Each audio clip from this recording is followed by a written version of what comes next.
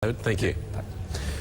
They always claim it makes no difference, but after improving Labor stocks in the latest news poll, opposition leader Bill Shorten had a real spring in his step today, accusing the Prime Minister of misleading Parliament over capital gains tax.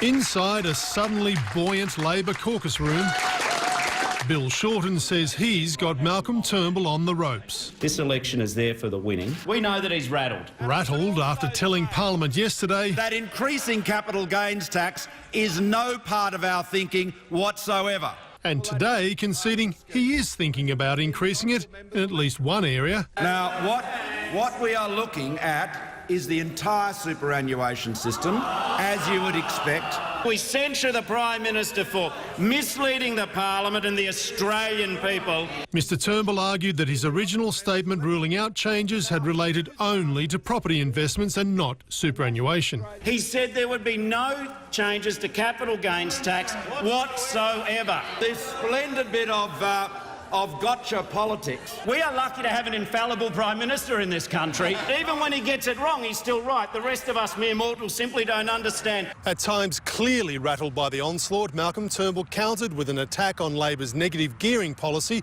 so fearsome and angered it drew instant and, for him, uncomfortable comparisons with his predecessor. A wrecking ball swung into an already vulnerable property market. Vote Labor and be poorer. He channeled his inner Abbott. Then channelled farmers into his attack. The Labor Party thinks your livelihood is a joke.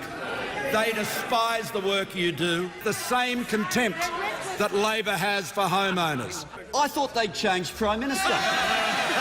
They had, but now under pressure, he has changed.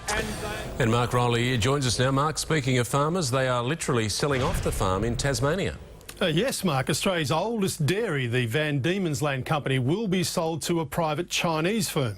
Treasurer Scott Morrison approved the sale late today with the backing of the Foreign Investment Review Board. Many, including Independent Senator Nick Xenophon, are angry that two Australian bidders lost out, and others fear that milk and baby formula prices here could rise with such a massive farm producing 100 million litres of milk each year now in Chinese hands. Scott Morrison rejects that. He says the farm has never been Australian-owned. It's currently controlled by New Zealanders, but this is a hot-button issue and another political headache for Malcolm Turnbull's government, Mark. OK, Mark Riley in Canberra, thank you.